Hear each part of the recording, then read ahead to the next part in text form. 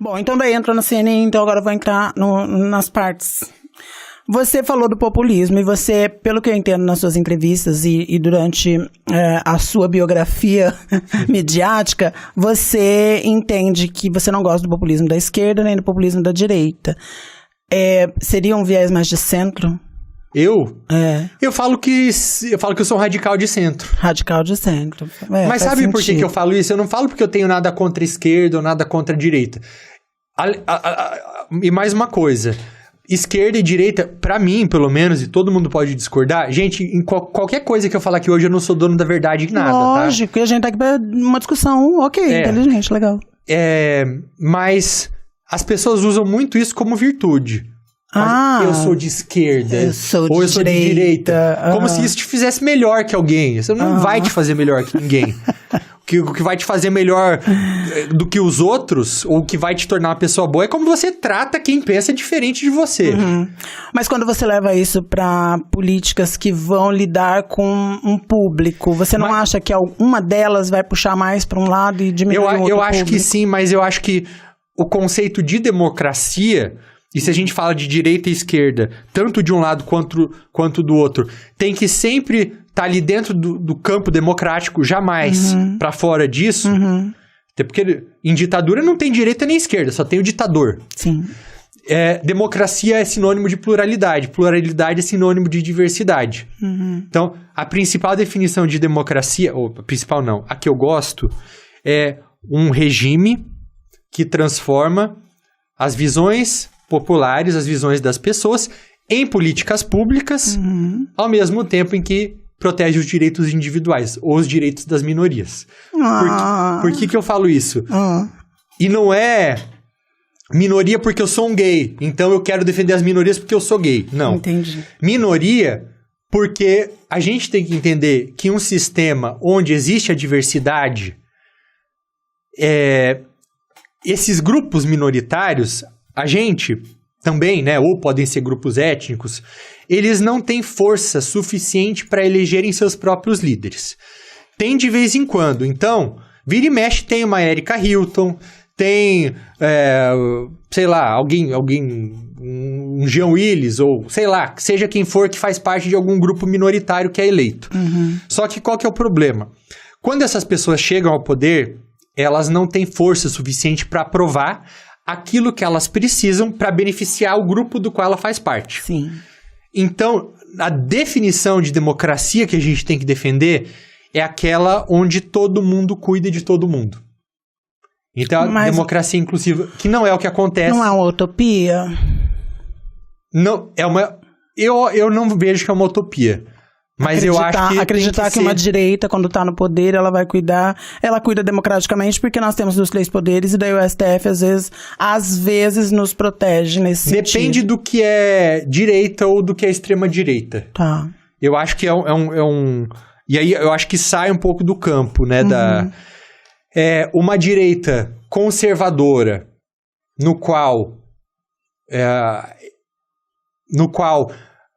as pessoas, elas pregam que talvez para elas o casamento entre pessoas do mesmo sexo não funcione para elas, ok. Mas ela não pode querer ditar que isso seja uma regra que vai ser aplicada para todo mundo. Então eu acho que até o conservadorismo por si só, ele é aceitável e a gente tem que aceitar desde que ele não seja algo imposto. Então as pessoas, elas não precisam concordar com a gente. Ela só tem que aceitar o que a gente pode pensar diferente delas. Então, eu acho que isso democracia é isso, é você aceitar essa pluralidade que figuras populistas não aceitam. Populistas não aceitam. Eles são contra a pluralidade, porque na cabeça do populista, e o populista é aquele cara que acha que só ele tem o direito a legitimidade, a moral para governar... só quem pensa como ele tá certo. Então, o populismo ele tem 2 características principais. Essa primeira, que é o que eu chamo não, parece que foi algo que eu inventei, não fui eu, é um conceito que vem de um acadêmico holandês. Mas é o antipluralismo, então ele é contra a diversidade na sociedade, inclusive ele vai usar de grupos minoritários como bodes expiatórios, é o que o Trump tá fazendo agora. Ele não fala... Para ele... A grande ameaça não é a Rússia, que é o rival histórico dos Estados Unidos. É a modelo trans que conseguiu um trabalho. É a trans, é o imigrante, é o mexicano. Então, aí, deixa eu te falar uma coisa. Vamos lá. Obviamente, eu não tenho... Tudo que eu te falar vai ser por vivência e não vai ser em momento nenhum de maneira didática no sentido... Eu não tenho uma formação internacional como mas você, não precisa então... ter pra gente ter uma conversa. Tá, mas até porque se eu tiver uma opinião que tenha por trás um embasamento teórico, isso não quer dizer que seja verdade. Claro. Então eu não vou ter, talvez, um diálogo acadêmico com você. Óbvio. Mas eu vou tentar levar pra você a minha base de vivência, tá? Eu entendo o que você diz quando não gostamos do populismo. Eu concordo com você. Eu acho que o populismo, ele não é legal. Vou te dar um exemplo da extrema-direita nesse momento. Sim. Existe um vereador na capital que ele ganhou usando, parece que, 5 pontos de como exterminar e acabar com as pessoas trans. No banheiro, nas escolas, nos esportes e em vários lugares. E ele ganhou com esse viés de reclamar sobre corpos trans. Ele vem da extrema-direita. Ele faz parte daquilo que você não aprova, que seria o populismo. Ok. Aí nós temos uma extrema-esquerda. E agora vem a minha questão de vivência. O Brasil, vamos pôr ele aqui em jogo, ele tem 525 anos esse ano. Sim. Ele tem 525 anos. Dentro desses 525 anos, se você pegar os anos de Lula, Dilma e atualmente Lula novamente, não dá 20 anos de vivência. E nós tivemos muito mais centro e direita e extrema-direita no poder do que realmente uma esquerda. E a esquerda só começou a falar coisas que é vista como populistas num período de que nós não tínhamos nosso direito. Você sabe que o seu direito de casamento não é garantido porque não é lei. Sim, a decisão do STF. Não é lei. Então, pode entrar alguém como entrou na Itália, a Giorgia Meloni, que entrar lá e dizer, não acho legal isso, vamos tirar. Tinha um casal gay lá que tinha um filho feito em inseminação em barriga de aluguel e estava com medo de ser presa por causa disso, Então, como nós não temos leis garantidas, nesse momento não dá para falar de maneira mansa e de maneira central. Às vezes vai ter que ser um pouquinho radical. Por quê? E agora eu vou entrar em outro assunto que tem a ver. Na minha cidade vai acontecer uma festa que o pessoal, as pessoas negras vão realizar. E no pedido lá na prefeitura foi feito, queremos colocar food trucks e levar nossa arte, nossa cultura. Então os food trucks só podem ser ser presididos por pessoas negras. Um político lá, que não vem ao caso agora, disse que isso era racismo reverso. Nossa. Porque ele tá usando agora isso, que é alguma coisa que o MBL tá liberando agora, que em Catarina ele começou a falar sobre que existe um racismo reverso. Que não existe. Aí, a minha amiga veio me questionar, mas é verdade, se você parar para analisar, eles estão excluindo as pessoas brancas de estarem lá. Aí eu tentei explicar para ela de maneira didática o seguinte, que se abrir, então tá, pode todo mundo, o negro é o que não vai ter, o tal do food truck lá. No final das contas, só os brancos vão ter. Então, eu entendo quando você diz que não gosta do populismo, mas eu entendo também que às vezes a gente vai ter que pegar pesado, né, nos progressistas, pegar um pouquinho mais pesado para não deixar que mas eu acho que o que eu tô falando, e talvez eu não tenha me expressado bem, não anula tudo isso que você trouxe, tá? Até porque a gente observa que em outros países do mundo, vários direitos foram conquistados sem políticas populistas. A gente está falando, obviamente, de países que é difícil comparar com o Brasil, países nórdicos. Que teve uma educação, que não teve uma favela, que não tem pessoas pretas escravizadas, ou que tiveram, mas que depois elas ganharam direitos igualitários. Mas um exemplo que eu trago por exemplo, a África do Sul apoiou, foi um dos primeiros países, ou o primeiro país, se eu não me engano, a aprovar o casamento gay, e não necessariamente teve ali uma figura populista Mandela, não. Trazendo isso, sabe? Tá, entendi, um pouquinho depois. Uhum. Então, assim, a minha preocupação é do uso oportunista, inclusive de pautas sociais, de pautas progressistas, que eu defendo todas elas. Se você falar de cota, eu defendo. Se você me falar do evento igual isso que você falou, eu acho que tem que acontecer. Não acredito que existe racismo reverso, e não acredito porque não existe. Não existe. direitos de pessoas trans. Eu não preciso nem me justificar para me colocar, porque eu concordo e penso igual a você. O que eu não gosto é de discurso oportunista. Então, eu não vou mentir e falar que não me incomoda a esquerda brasileira fazer todo um discurso de pró-diversidade, que eu sei que é um passo gigantesco que foi dado desde que o Lula chegou ao poder, no começo dos anos 2000.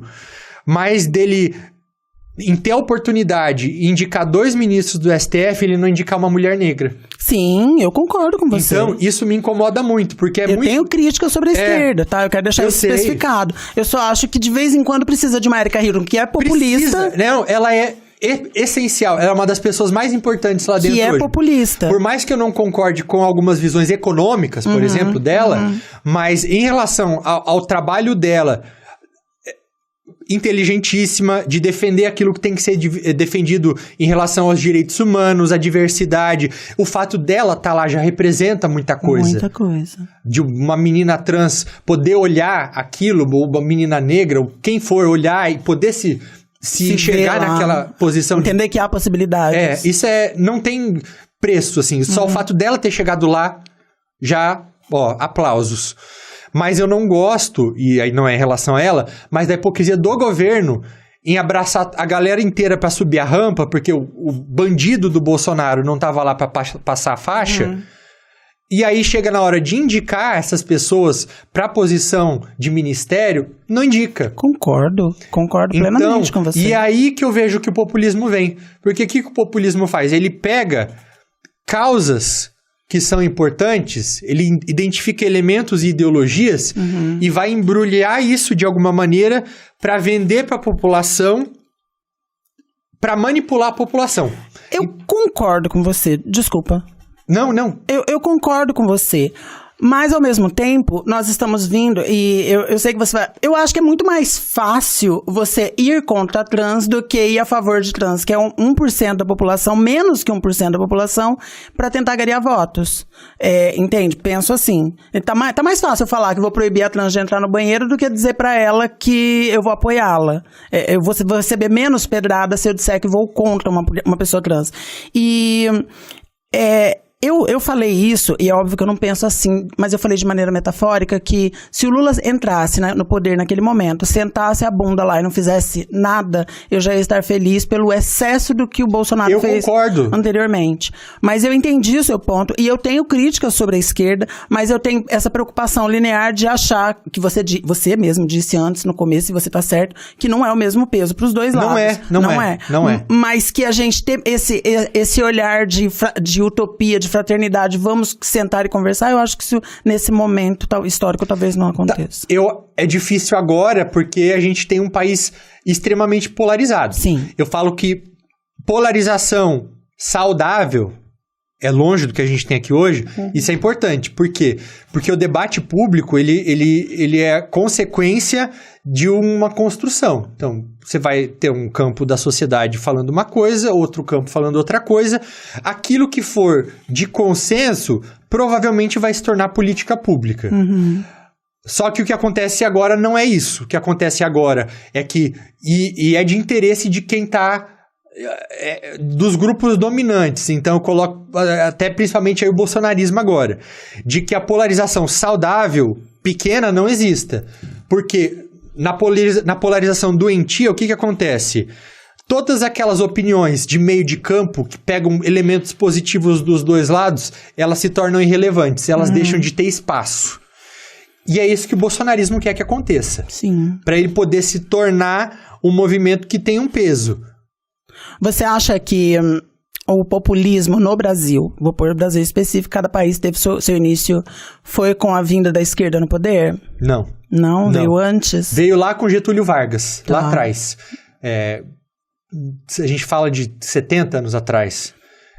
Então já é algo de bastante tempo. Mas o presidente Lula, e aí na minha visão, e eu até nem queria que fosse o foco da nossa conversa, porque tem coisa muito mais grave acontecendo, ele tem algumas características de figuras populistas e que são identificadas na fala dele. E, de novo, gente, pelo amor de Deus, eu não tô colocando ele no mesmo patamar do que o Bolsonaro. Pelo contrário, quem for no meu Instagram vasculhar até 2022 vai ver que no segundo turno das eleições eu votei no Lula. E eu assumi isso publicamente. Primeiro turno eu fui na Simone Tebet, que era quem mais me representava ali naquele contexto. Segundo turno eu votei no Lula, declarei voto e fiz vídeo falando por que eu ia votar nele. Então, eu não dou o mesmo peso para os dois. Claro. Mas não ignoro o fato de que ali tem alguns elementinhos que ele acha que ele é o escolhido de Deus. Não sei se ele acha, mas eu acho que a galera entende que, por exemplo, tá surgindo um medo muito grande das pessoas progressistas de quem vai assumir esse lugar em 2026, porque a gente tem medo que volte a ser como era antes. Os Trapalhões seja um programa normal de domingo, onde nós possamos ser LGBTfóbicos e racistas e tá tudo bem. Eu trabalhava num salão onde o dono do salão disse assim, ai que chato, agora eu não posso chamar fulano de negão, sabe? Então, eu acho que o populismo do Lula veio muito porque a gente precisava. Todo mundo tinha o seu branquinho de estimação e a gente não tinha ninguém que pudesse falar, poxa, abraça aqui nossas causas. Então, acho que veio isso. Se a direita não fosse tão radical com a gente a vida inteira, talvez não tivesse um Lula. Se fosse tão equitário ou igualdade nisso daí. Mas eu concordo com você, eu acho que a gente tem assuntos que pode vir para frente, e eu queria usar uma fala do Rubens Recupero, né? É assim que fala, que eu achei maravilhosa. Em uma entrevista para a BBC News, ele disse o seguinte, abre aspas, a situação é de tal maneira grotesca que um alemão, um inglês, um francês não vai ter condição de compreender na sua dimensão real tragédia que é aqui. Fecha aspas, ele falou isso enquanto Bolsonaro presidente. Depois ele continua, abre aspas, pior vilão internacional, fecha aspas, e ele segue ainda, abre aspas, ele é o inimigo do gênero humano, fecha aspas. Eu concordo. Então eu acho que se a gente também não tiver alguém para se agarrar do outro lado, esse populismo vai existir por conta do excesso de um lado. Eu concordo com a fala dele, concordo com a sua, mas estudando o populismo, e aí eu venho para um lado mais racional, o que eu penso? Por que o populismo surge? Por que as pessoas escolhem, entre aspas, o salvador da pátria? Porque normalmente normalmente são homens, tá? Existem populistas mulheres, mas normalmente são homens, que usam do machismo, usam da homofobia, de diversas linguagens. Depois eu vou substituir diva pop, eu entendi o que você quis dizer. Que eles identificam alguns elementos daquela sociedade. Então, eles adotam esses elementos e replicam. Então, em sociedades machistas, eles vão adotar um pouco um discurso machista. Você jamais vai ver, por exemplo, na França ou no Brasil, um país cristão, de maioria cristã, falando que ele é muçulmano. Não, ele vai apelar sempre para o cristianismo, porque ele sabe que é o que chama a atenção das pessoas, que é com que as pessoas, em grande parte, aqui se identificam. Mas as pessoas são atraídas por esse tipo de discurso porque elas enxergam que alguns assuntos específicos são deixados de lado pelos políticos tradicionais. Por exemplo, uma pauta que não era tão abordada, ou que não era abordada pelo PT e que o Bolsonaro explorou bastante. Corrupção. Assim. A gente não via eles falando, pelo contrário, era uma campanha que ele pegou carona com a Lava Jato. Ou de segurança pública. Por que ele faz arminha? E jamais quero justificar, até porque eu discordo. Porque é uma maneira dele tentar falar para a população que cada um vai cuidar da própria segurança, já que o Estado falhou nisso. Então, o que eu quero dizer é que, enquanto os políticos tradicionais, e aí eu coloco, exemplo, um PT, que hoje é o partido dominante, ele não olhar para certas demandas que são legítimas. É legítimo as pessoas se preocuparem com a própria segurança no momento de criminalidade. Vão vir os oportunistas, os bolsonaros, vão se aproveitar disso e vão oferecer uma solução autoritária. E esse que é o perigo, porque teve um estudo que foi feito por uma economista comportamental chamada Karen Stenner, de fora. O que ela falava? Que no momento no qual... A Karen. Minha amiga.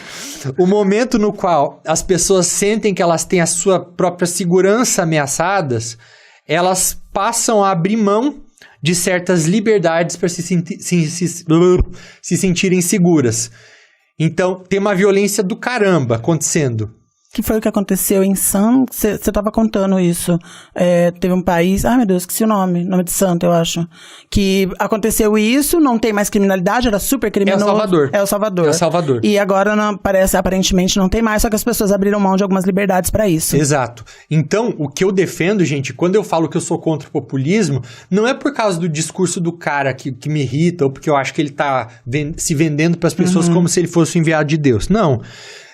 Primeiro, porque eu acho que isso abre espaço para políticos autoritários que vão oferecer soluções que não são as melhores soluções, que são soluções que vão fazer as pessoas terem que escolher entre liberdade e alguns direitos, e que não é verdade. A gente pode ter as duas coisas, a gente só tem que saber que a gente tem que exigir. E tem outro estudo também que mostra que políticos populistas acabam ficando mais tempo no poder. Isso me preocupa um pouco. Então foram 46 governos de 33 países que foram estudados, e aí foi feita uma conta, e essa conta chegou à conclusão de que esses caras mais populistas, eles ficam no poder 2 vezes mais tempo do que os não populistas, e que para isso eles têm 4 vezes mais chance de mudar as leis, mudar as constituições. E isso é um perigo. É um perigo, porque se você vai aprovar uma constituição nova, uma constituição que tem sua cara... Né? Então eu acho que a gente acaba, até como grupos minoritários, a gente acaba ficando mais seguros com pessoas de visão mais tradicional da política. As soluções, elas têm que vir de dentro da política, não tem solução mágica. Eu concordo. Por exemplo, eu sei que você é admirador também, Fernando Henrique. Sim. Eu acho que foi um presidente justo nessas relações, assim. Teve lá suas falhas, como todo presidente vai ter, mas eu acho que ele foi justo em algumas questões, né? Quando surge o Bolsa Escola, que depois vira o Bolsa Família. A própria Lei Rouanet, que é tão criticada, surge nessa época, né? Que é tão dita que é de PT, na verdade ela foi construída muito antes. Tá. Brasil a gente vai tentando resolver depois, compra uma pizza. Cuida pro mendigo não roubar, te dar um pra tapa. dar um tapa nem mesmo.